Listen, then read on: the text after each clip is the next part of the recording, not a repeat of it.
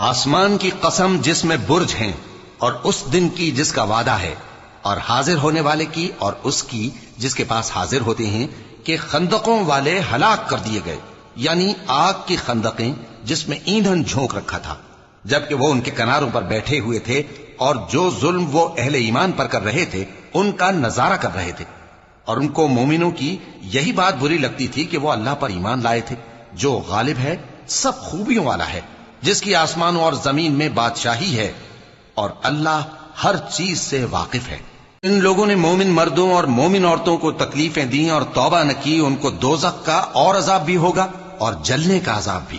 اور جو لوگ ایمان لائے اور نیک کام کرتے رہے ان کے لیے باغات ہیں جن کے نیچے نہریں بہ رہی ہیں، یہی بڑی کامیابی ہے۔ بے شک تمہارے پروردگار کی پکڑ بہت سخت ہے،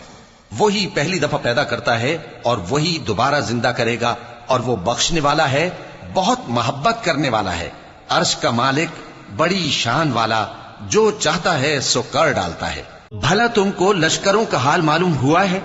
یعنی فرعون اور سمود کا؟ اصل بات یہ ہے کہ کافر مستقل جھٹلانے میں لگے ہیں، جبکہ اللہ بھی ان کو ہر طرف سے گھیرے ہوئے ہے۔ یہ کوئی معمولی کلام نہیں، بلکہ یہ قرآن عظیم الشان ہے، لوح محفوظ میں لکھا ہوا۔